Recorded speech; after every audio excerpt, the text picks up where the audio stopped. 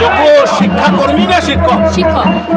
তাহলে আপনি এই যে আগস্টের 31 তারিখ আপনাদের শেষ দিন মনে হয় স্বীকৃত শিক্ষক হিসাবে, তাই তো? মানে একটা মানসিক মৃত্যু পরোয়ানা নিয়ে চলছে, প্রত্যেকটা রাত যেন মনে হচ্ছে 31 তারিখ আসলেই আমার মৃত্যু ঘটবে। কিভাবে কাটাচ্ছেন? ভীষণই দুঃখজনক এবং খুব হতাশাপূর্বক ব্যাপারটা, কারণ ওনারা এই সময়টা নিয়েছিলেন যে সুস্থভাবে পরবর্তী প্রোগ্রামগুলো ঠিকঠাক মতো প্রসেসগুলো কমপ্লিট করে এতদিনে আমাদের সুরাহা করে দেওয়ার। সেই অনুযায়ী আমাদের কোনো তাহলে এরকম মানসিক যন্ত্রণা বা ক্ষোভ বা শেষ দিন বলে যে কথাটা আসছে সেটা আসার কোনো ব্যাপার ছিল না। অথচ আমাদের সিস্টেমের গাফিলতি, সে পূর্ববর্তী সরকারি হোক না কেন এবং পরবর্তী সরকারেরই যে প্রসেস মেনটেন করার যে গতি প্রকৃতি হোক না কেন, তার জন্য এই কথাটা দাঁড়িয়ে আসছে যে 31 আগস্টটা আমাদের লাস্ট দিন এবং মানসিক যন্ত্রণা বা মৃত্যু দিবস হিসেবে এগিয়ে আসছে। অথচ এমনটা হওয়ার কথা ছিল না। কথা ছিল যে এর মধ্যে সমস্ত কিছু সুস্থভাবে সমস্ত প্রক্রিয়া সম্পন্ন হয়ে যায়। এখন বিরোধী দলনেতা ছিলেন শুভেন্দু অধিকারী, তিনি অনেক আশ্বাস দিয়েছিলেন আপনাদের যদি সরকারে আসে তাহলে আপনারা যারা যোগ্য, অন্তত যোগ্যতার ভিত্তিতে, শূন্য নয়, আপনারা পরীক্ষা দিয়ে আপনাদের মেধার উৎকর্ষতার পরিচয় দিয়ে চাকরি পেয়েছেন, তাদের জন্য একটা সুবিচার করবেন। সেই রকম কি কোনো রকম তাদের সদিচ্ছা দেখছেন? আমি জানি না সরকার পরিবর্তন হওয়ার জন্য প্রচেষ্টা করতে বা সেই সম্পর্কে জানতে কতটুকু সময় লাগে। আমার মনে হয় এ সম্পর্কে বিভিন্ন আমলারা, বিভিন্ন অফিসাররা রয়েছেন ব্যাপারটা মেনটেন করার জন্য। সুতরাং ওনার এই কথাটা রাখা বা দেরি হওয়া বা কিছু মন্তব্য না করাটা, এটা আমাদের কাছে ভীষণ হতাশাজনক এবং একটা বিরূপ অবস্থান। মানে আমরা যেভাবে ওনাকে প্রতিশ্রুতিপূর্ণভাবে দেখেছি এবং সত্যি কথা বলতে এই যে সরকারের পরিবর্তন, এটাতে আমাদের আন্দোলনের, আমাদের পরিস্থিতির যে কোনো ভূমিকা নয় তা নয়।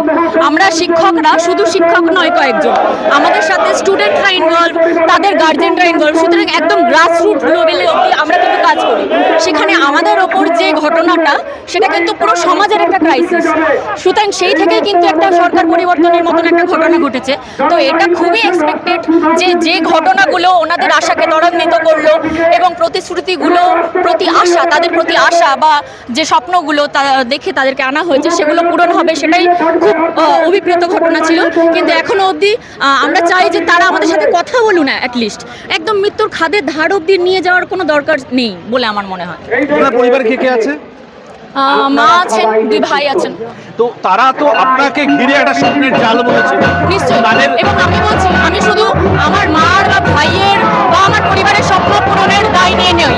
আমি আমার সমাজের, আমি যে কমিউনিটি থেকে বিলং করি, আমার আশেপাশের কাছে আমি একটা উদাহরণ। কারণ গত 10 বছরে যে চাকরিটা হয়নি, সেখানে ফেয়ারভাবে আমরা কিছু সিট অধিকার করেছিলাম এবং অত্যন্ত যোগ্যতার সহ আমরা আমাদের স্কুলে সার্ভ করি। আপনি গিয়ে সেই স্কুলে গিয়ে খোঁজ খবর নেবেন যে ক্যারেক্টার বিল্ড কাকে বলে। এ ধরনের শিক্ষককে হারানো আমাদের শুধু পার্সোনাল লস নয়, এটা পুরো সমাজের ক্ষতি। এবং আমার মনে হয় যে যদি নিজেদেরকে অ্যাকচুয়ালি পাবলিককে সার্ভ করার যদি মানসিকতা কোনো টিমেরই থাকে, তাহলে প্রথমেই তো এই শিক্ষা এবং শিক্ষাকে যারা এগিয়ে নিয়ে যাবে তাদের প্রতি সুরাহা করা উচিত, তাদের প্রতি অন্যায় না করা উচিত। আপনি হয়তো ছোট ছিলেন 2011-র আগে, তো এসএসসিটা শুরু হয়েছে 96 সাল থেকে খুব সম্ভবত। কোনো সময় এইরকম আশঙ্কা করেছেন যে এইরকম দুর্নীতির সম্মুখীন হতে হবে এই এসএসসিকে ঘিরে? আমরা যতদিনে বাই দি টাইম যতদিনে বিএসসিতে এসেছি, ততদিনে আমরা দেখেছি সিনিয়ররা বিএসসি দেওয়া মানেই হচ্ছে চাকরি পেয়ে গেল। এবার তাদের কাছে অন্যান্য চাকরিগুলো অপশনাল, এই চাকরিটা হচ্ছে একটা কম্পালসারি এবং স্টেবল একটা জব। ঠিক আছে, তো এই চাকরিটা হচ্ছে আমাদের হাতের সবচেয়ে কাছের চাকরি, যেখানটায় আমরা আমাদের যোগ্যতা দিয়ে ফেয়ারভাবে পাবোই, এরকম একটা ব্যাপার ছিল। তাই জন্য কখনো মানুষের মনে এটা ভাবছিল না যে আমি এবছর পেলাম না, তো আমাকে লড়াই করতে হবে, আমাকে টুকলি করতে হবে, আমাকে টাকা দিয়ে ব্যবস্থা করতে হবে। কারণ আমাদের মাথায় ছিল এবারে পারিনি, আর কদিন পরে আবার নোটিফিকেশন, আবার পড়া। তো আমাদের মধ্যে ওই পড়ার মানসিকতাটা ছিল, যার জন্য সমাজের একটা পুরো সিস্টেম চলতো। হ্যাঁ, যার জন্য কোচিং চলতো, স্টুডেন্টরা ওই হিসেবে সাবজেক্ট নিত, কোন সাবজেক্টে কীরকম পসিবিলিটি, কি পড়ানো তার ইচ্ছে, কি নিয়ে তার এগোনোর ইচ্ছে, এরকম বিভিন্ন ধরনের স্বপ্ন নিয়ে একটা পুরো সিস্টেম চলতো, যে সিস্টেমটা পুরো কোলাপস। 2011 পর থেকে সেই সিস্টেম একদম পুরো কোলাপস। এবং আপনি এটার উদাহরণ, আমার যে শুধু কথা বলছি তা না, একদম আপনি ডাটা দেখে নিন। আপনি যদি ডাটা দেখেন তাহলে বুঝতে পারবেন যে আমাদের এটার প্রভাব স্বাভাবিক যে সাবজেক্টগুলো, জেনারেল সাবজেক্ট নিয়ে পড়ার প্রবণতা তলানিতে ঠেকেছে। স্টুডেন্টদের মধ্যে মোরালিটি জিরো হয়ে গেছে, জিরো। তো কোথায় যাচ্ছে, কোথায় নিয়ে যেতে চাইছেন সমাজটা? শেষ বার্তা দেবেন মুখ্যমন্ত্রী এবং শিক্ষামন্ত্রীকে, কি বলবেন?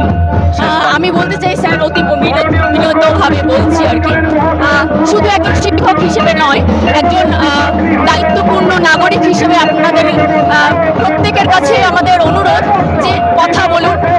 সুরাহার পথ অবশ্যই আছে। দেশের বা সমাজের চেয়ে বড় কোনো সার্ভ হয় না, এটাই আমাদের মূল লক্ষ্য। রাষ্ট্রের জন্যই যত নিয়ম, যত পার্লামেন্টারি, যত সংবিধান, যা কিছু, তো রাষ্ট্র বা তার প্রজারা যাতে না ছুটে যায়, আপনারা এটার অতি সত্ত্বর ব্যবস্থা করুন। এবং আমাদের বিশ্বাস আছে, কিন্তু বিশ্বাস ভেঙে গেলে যে ভয়ঙ্কর পরিস্থিতিটা চলে আসবে সমাজে, আশা করি সেটা আপনার আমার কারোর জন্যই ভালো হবে না। আপনার নাম? পায়েল সরকার। আপনারা আপনাদের চোখের সামনে মৃত্যু দেখতে পাচ্ছেন। এই আগস্ট মাসই তো আপনাদের মনে হয় শেষ মাস, যেটা এই 31 অগস্ট 2026 পর্যন্তই আমাদের এক্সটেনশনের টেনিওর। কিভাবে এই মৃত্যু পরোয়ানা নিয়ে প্রতিটা রাত কাটাচ্ছিলেন যে আগস্ট মাস আসলেই আমাদের মানসিকভাবে মৃত্যু ঘটবে? হ্যাঁ, আমরা আস্তে আস্তে নিজেদের মৃত্যুর দিনের পর দিনক্ষণ স্থির হয়ে গেছে। আস্তে আস্তে আমরা সেই দিকেই এগিয়ে যাচ্ছি। ঠিক যেভাবে 3রা এপ্রিল হঠাৎ করে শিক্ষাকর্মীরা জানতে পেরেছিলেন যে আজ থেকেই তাদের চাকরি চলে গেল, আমাদের কিছুদিন এক্সটেনশন নেওয়া হলো এবং সেই টেনিওরটা আরেকটু বাড়ানো হলো। আমরাও জেনে গেছি যে 31শে অগস্টই আমাদের যে এক্সটেনশন নেওয়া হয়েছিল সেই টেনিওরের লাস্ট দিন। এবং আস্তে আস্তে আমরা যে কিভাবে আমাদের নার্ভটাকে ধরে রেখেছি, সেইটাই আশ্চর্যের বিষয়। আমরা নিজেরাই প্রতি সকালে উঠছি এবং প্রত্যেকটা দিনই আস্তে আস্তে আমরা গুনছি। আপনারা যেদিন চাকরিটা পেয়েছিলেন, যেদিন জয়েনিং লেটারটা পান, সেই হাসি এবং সেই আপনার হাসার সাথে সাথে আপনার পরিবারজন হেসেছিল, তাদের প্রত্যেকটা দিন 3রা এপ্রিলের পরে কিরকম কেটেছে আপনারা কিভাবে দেখতে পাচ্ছেন? সবচেয়ে দুঃখজনক তো সেটাই, যারা আমাদের সাথী ছিল, যারা আমাদের প্রতি মুহূর্তে আমাদেরকে সাপোর্ট করেছে, যে সাপোর্ট সিস্টেম নিয়ে প্রত্যেকটা ছেলে প্রত্যেকটা মেয়ে ছোট থেকে বড় হয়, বাবা মা ভাই বোন এবং আস্তে আস্তে জীবনের পরবর্তী সময় স্বামী সন্তান সবকিছু, তারা ধীরে ধীরে আমাদের সাথে সাথে তারাও আস্তে আস্তে হতাশ হয়ে যাচ্ছে। এই হতাশা নিরাশা সবচেয়ে দুঃখজনক তাদের চোখে দেখাতে, যে আমাদের যে শুধু ঘুম কমে আসছে, কষ্ট দিন বৃদ্ধি পাচ্ছে, তার সাথে তাদেরও বাড়ছে। আপনার পরিবারে কে কে আছে? আমার পরিবারে স্বামী আছেন, সন্তান আছেন, মা আছেন, বিধবা মা, 2 বোন আছেন। তাদেরকে কিভাবে সান্ত্বনা দেন? তাদেরকে সান্ত্বনা দিতে সব ঠিক হয়ে যাবে, কারণ আমি জানি সব ঠিক হয়ে যাবে, ঠিক হতেই হবে। যোগ্যরা হারেনি, যোগ্যরা হারবেও না, যোগ্যরা শিক্ষাঙ্গনে ফিরবেই। যিনি এলওপি ছিলেন, লিডার অফ অপোজিশন ছিলেন, যখন আপনারা আন্দোলন করছেন তৃণমূল সরকারের বিরুদ্ধে, তখন তিনি বলেছিলেন যে আপনাদের যারা যোগ্য তাদের ঠিক একটা সুরাহা করবেন। সেই দিকে কি যাচ্ছেন? হ্যাঁ, আমরা তার সাথেই সেই তৎকালীন যিনি বিরোধী দলনেতা ছিলেন, বর্তমানে যিনি আমাদের মাননীয় মুখ্যমন্ত্রী, তার সাথেই আমরা আলোচনায় বসার একটা প্রস্তাব দিয়েছি।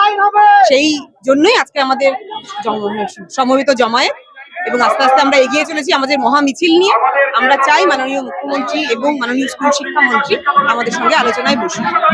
আপনারা যদি মূলত দায়ী করতে আমি বলি, দায়ী করবেন কাকে এই আপনাদের আজকে অবস্থার জন্য?